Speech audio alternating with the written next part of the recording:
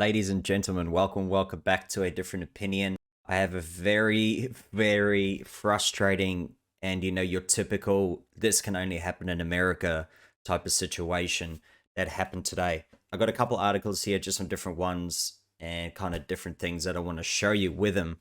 And this is obviously about the mother of two who was fired at by a guy across the hall. So there's literally bullets going through her kitchen wall, going through her doors, everything like that. What ensued was a 6 hour standoff with the gunman. But the thing that annoys me, right, is this here. So I'll jump straight into it. Obviously, before we do, if you do like the content, please leave a like. Dislike the content you don't like. Also, leave a comment with your thoughts. And also subscribe just below the video there, the red subscribe button. And just that'll make you see my videos first. So this one here is from the Washington Examiner. GoFundMe for mother of two fired upon surpasses fundraiser for gunman, right? A GoFundMe account for the funeral of a man shot and killed by Minneapolis police after a standoff that began when a woman with two children reported a man shooting through her apartment wall initially outpaced fundraising them. So what happened was initially was this man who was trying to kill them. He has a GoFundMe, first of all. He has a GoFundMe. GoFundMe is allowing this. The guy trying to kill people, he can still have a GoFundMe. And his GoFundMe had more money in it. This single mother with her two kids trying to raise them, obviously just in her home, minding her own business, is being shot at. And yeah, this is what happened. So I'll keep reading it. So the fundraiser, which says it was created by Mary Larson and friends of the family of Andrew Tekel Sundberg, so that is the shooter, Andrew Sundberg, has raised $15,000 by Saturday evening. Meanwhile, a GoFundMe account for the single mother, Arabella Foss Yarburg, raised a meager $2,200 by the same time. The funds for Sundberg sought to cover any funeral expenses, and the GoFundMe for Yarburg sought to help repair damage done to the apartment. The GoFundMe for shooter Andrew Sundberg has now raised 15 grand, outraising his victim, a single mother who hid with her two sons in the bedroom as he shot bullets through the walls of her apartment. And the other person raised more money, and he was the one doing this to the person. That is insane. It's insane. Two Minneapolis police snipers shot Sundberg after the multi-hour standoff. Arabella Fossiabo was cooking in her kitchen when bullets started flying through her walls, destroying her apartment. Residents were evacuated, and officers had to rescue the mother and her children during the active shooter situation. So, I mean, these bullets go through most of those walls through ease, right? So this can kill anyone. You don't know who it'll kill.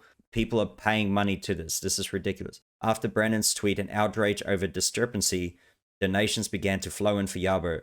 And by Sunday afternoon, donations for Yarburg surpassed those for Sundberg. Although the goal for the fundraiser was 10 grand, donors gave more, 50 grand by Monday evening. Police said they responded to a report of someone shooting at the apartment where Yarburg was living with her two children.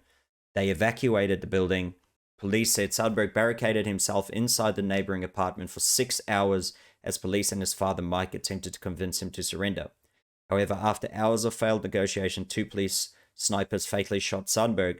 But the thing is, yeah, obviously he got shot, but then he died at the hospital, so it wasn't that bad where it's just instantaneous there. Didn't try and headshot him or something like that. These efforts became futile when the suspect endangered the lives of others, and to prevent death of great bodily harm to another, officers used deadly force. However, not everyone believes the police did everything they could to avoid killing Sundberg. Here we go. So everyone knows, had it been a white person in that building, they would have stalked him, they would have talked him out, they would have waited. See, this is the thing that happened, right? BLM protesters that went to this house, writing the guy's name with chalk on the road and everything, like, he's this great martyr, even though he tried to kill people. And like, I mean, sorry, what the parents and everyone's trying to say as well is that he had a mental episode. So you're telling me that every, person trying to kill someone is just having a mental episode? I mean, after 6 hours of police trying to get him out of there, even his own parent and family members trying to get him out, that's enough time. That's enough time. So you can see the lady here. This is the lady talking to the protesters outside the house. I'm sure it was a terror. You're alive. Shut up. This is the thing. She says it's not okay that you guys are protesting here. He tried to kill me. And then people are telling her to shut up. People are telling her, you're alive. And like just taking the absolute like Mickey out of her, which is ridiculous. Let it go! Grief in silence! This is not okay! This is not. So the person literally trying to kill her, all these people are here protesting. George Floyd situation. George Floyd was unarmed. So she's saying it's not a George Floyd situation because he was unarmed. This person was not. He had a gun. And people just keep antagonizing her and saying, you know, I've seen the whole video and it just literally keeps saying, but you weren't shot. But you weren't shot. Even though one of those bullets could have smacked her right in the head or her one of her two kids and she's dead, right? So makes me jump straight to this next one here from CNN. So police identify victims, gunman, and armed bystander in Indiana mall shooting.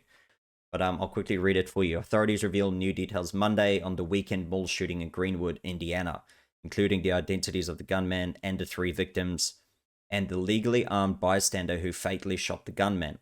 The shooting rampage took place at Greenwood Park Mall around 6 p.m. Sunday.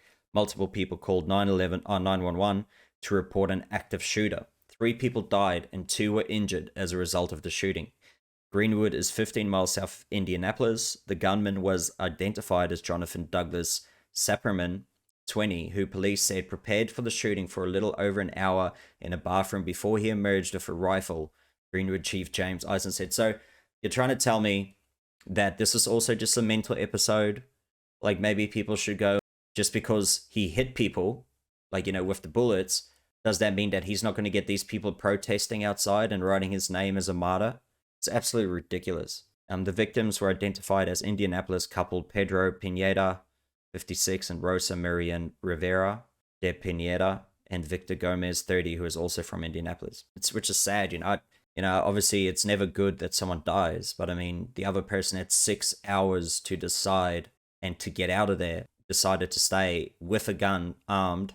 It is what it is, in my opinion, for that guy. So a legally armed bystander who ended up shooting the gunman was identified as Ilshia Dickin, 22, of Seymour, Indiana.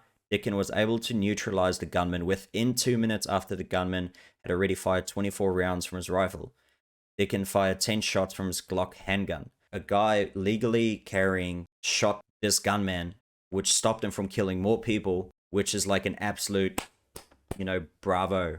Bravo to this hero, Mr. Dickin, for saving all those people there. You can always say, well, none of them should have guns anyway. But you look at Auckland and New Zealand, the gun laws there are stricter than here in Australia. And there has been 101 gun incidents in the last month in Auckland, New Zealand. So there's only a population of 1.5 million people, right? And that's it, in 101 gun incidents in that city in the last month, which is the highest ever. And they got stricter gun laws than pretty much anywhere in the world, really. He engaged the gunman from quite a distance with a handgun, was very proficient in that, very tactically sound, and as he moved to close in on the suspect, he was also motioning for people to exit behind him. Well done.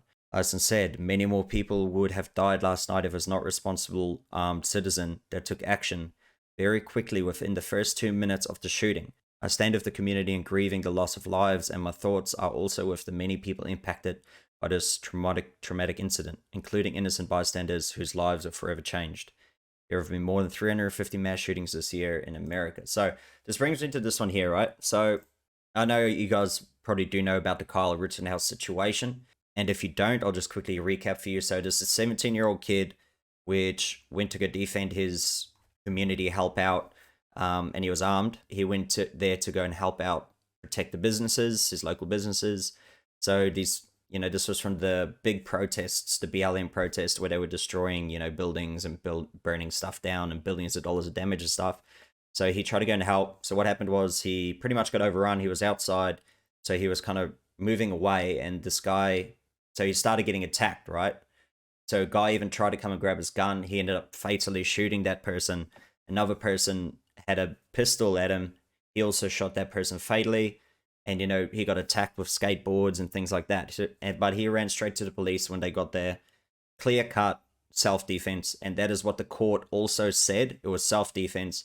So by the court of law, self-defense, if you agree or disagree, that is what happened. Kyle Rittenhouse fundraiser shut down by GoFundMe. So his GoFundMe got shut down. But this guy right? What's this loser's name? Andrew Sundberg, whatever his name is. He's still allowed to have a GoFundMe, but Kyle Rittenhouse, a 17-year-old kid, was not allowed to, who defended himself. Do you see the irony in this? Like, that is absolutely ridiculous that this person is still allowed to have it after that person there is still allowed to have it.